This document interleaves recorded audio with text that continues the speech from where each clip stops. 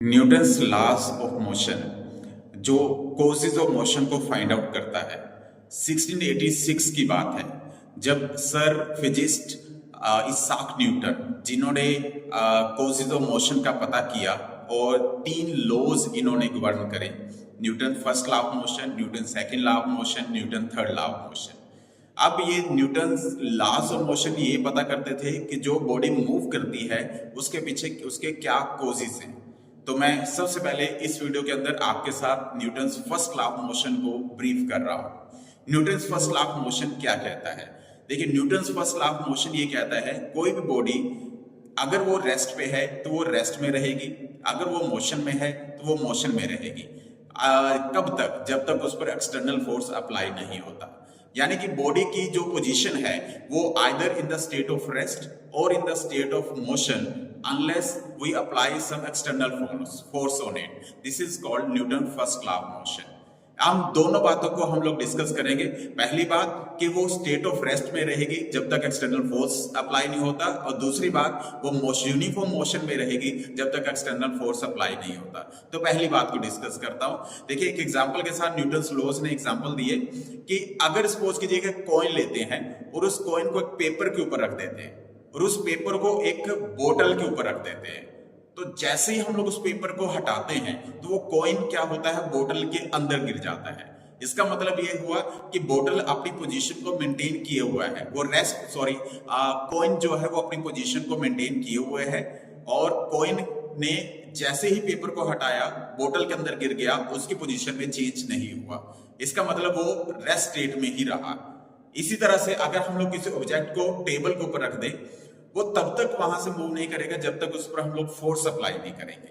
तो ये दो एग्जांपल से हमें क्या प्रूफ होता है कि बॉडी अपनी रेस्ट पोजीशन को मेंटेन रखती है जब तक उस पर फोर्स अप्लाई नहीं होता।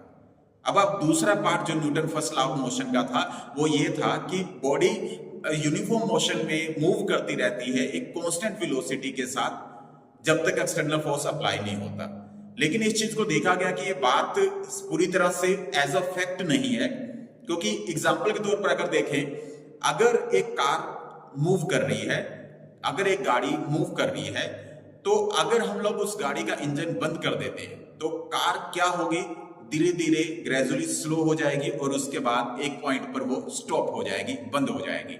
यानी कि वो अपनी पोजीशन में, मोशन की पोजीशन में हमेशा नहीं रहेगी।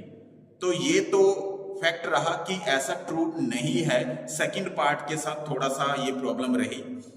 अब इसी तरह से अगर हम लोग एक सपोज कीजिए एक ब्लॉक लेते हैं, एक रफ ब्लॉक लेते हैं और उस रफ ब्लॉक को एक हॉरिजॉन्टल सरफेस के ऊपर, एक रिजिड हॉरिजॉन्टल सरफेस के ऊपर मूव करते हैं, तो वो मूव तभी होगा जब हम लोग फोर्स अप्लाई करेंगे, और जैसे ही हमने फोर्स हटाया वो वहां पर रुक जाएगा।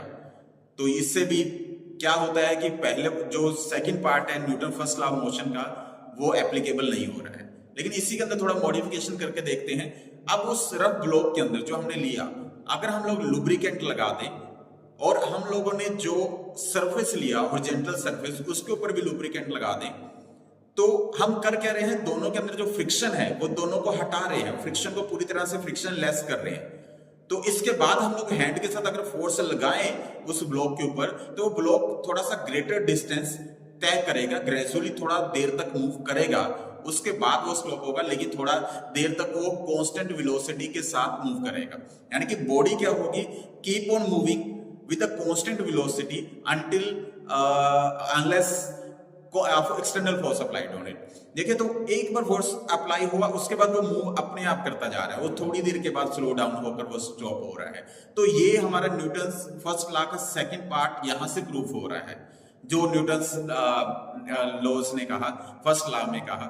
हाँ, अब जो ये बॉडी की जो टेंडेंसी होती है, बॉडी की जो क्षमता होती है कि वो जो अपने आप चेंज नहीं होती, उसके चेंज करने के लिए, उसको पोजीशन को चेंज करने के लिए एक्सटर्नल फोर्स की जरूरत पड़ती है, वो किसी के जरिए फोर्स लगाया जाता है। इस प्रॉपर्टी को हम लोग इनर्शिया प्रॉपर्टी बोलते हैं, यानी कि लॉ ऑफ इनर्शिया बोला जाता है। तो law of inertia Newton first law of motion का ही पार्ट है, यानी कि दोनों एक ही है। तो ये बातें थी जो न्यूटन फर्स्ट लॉ ने कही।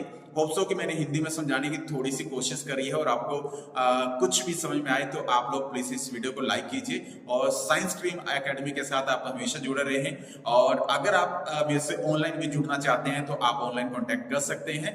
Thank you very much, all the best, जय माता।